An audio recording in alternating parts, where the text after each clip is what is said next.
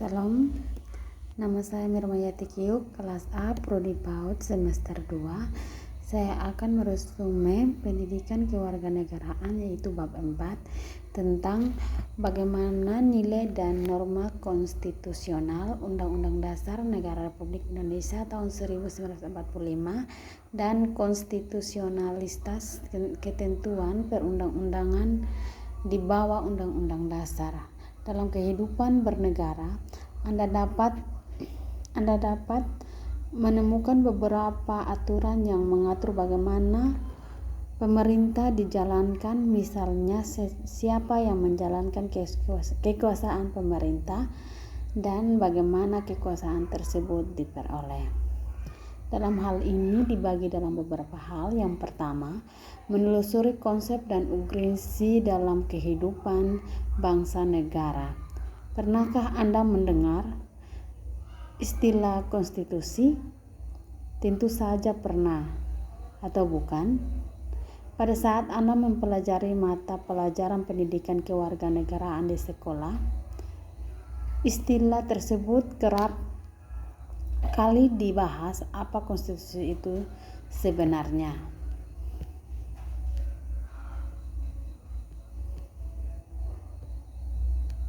B. Perlunya konstitusi dalam kehidupan bangsa negara Indonesia. Dari kegiatan menelusuri konsep dan urgensi konstitusi bagi kehidupan berbangsa dan bernegara, tentu ada dapat menemukan persoalan dalam bentuk pertanyaan yang harus dijawab, yaitu yang pertama, mestikah setiap negara memiliki konstitusi? 2. Jika konstitusi itu sedemikian mungkin, pentingkah bagaimana mewujudkannya? C. Mengenali sumber historis, sosiologis, dan politik tentang konstitusi dan kehidupan berbangsa negara Indonesia. Dari kegiatan mananya kita mempunyai sejumlah pertanyaan yang sangat penting, yakni mesti setiap negara memiliki konstitusi? Ya. Jika ya, untuk apa konstitusi diperlukan? Apakah ada negara yang tidak memiliki konstitusi? Jika ada, apa yang akan terjadi dengan kehidupan negara tersebut? Untuk menjawab pertanyaan-pertanyaan tersebut, perlu memulai dari penyelusuran historis dengan memahami pandangan Thomas Hobbes. Dari pandangan ini kita akan dapat memahami mengapa manusia dapat bernegara membutuhkan konstitusi.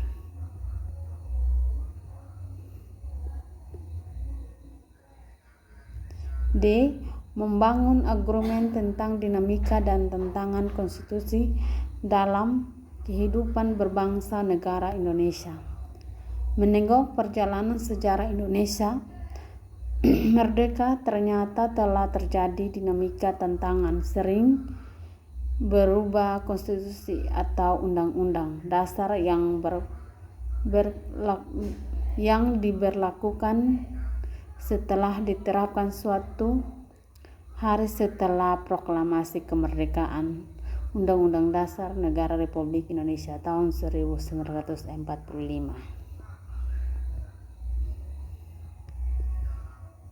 E. Mendeskripsikan esensi dan urgensi konstitusi dalam kehidupan berbangsa negara.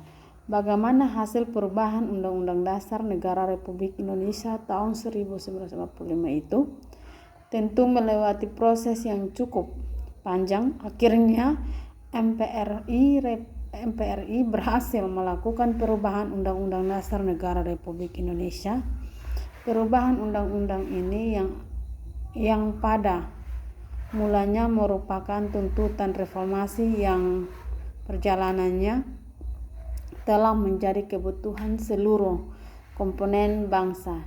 Jadi, jika heran jika dalam proses perubahan Undang-Undang Dasar Negara Republik Indonesia kali ini masa sidang MPR RI Undang-Undang Dasar Negara Republik Indonesia mengalami perubahan sebagai berikut. Yang pertama, perubahan pertama yaitu dihasilkan pada Sidang Umum MPRI tahun 1999 tanggal 14 sampai dengan 21 Oktober.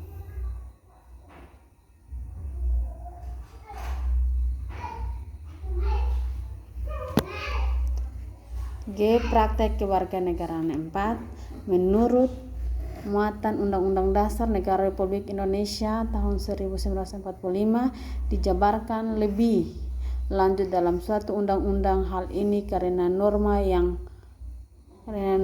yang ada dalam Undang-Undang Dasar Negara Republik Indonesia tahun 1945 berisi aturan undang-undang bersifat pokok dan garis-garis besar saja untuk menegakkan dalam perlindungan HAM dalam pasal 28 ayat 5 berbunyi untuk menegakkan dan melindungi hak asasi manusia sesuai dengan prinsip negara hukum yang demokratis, maka pelaksanaan hak asasi manusia dijamin, diatur dan dituangkan dalam peraturan perundang-undangan.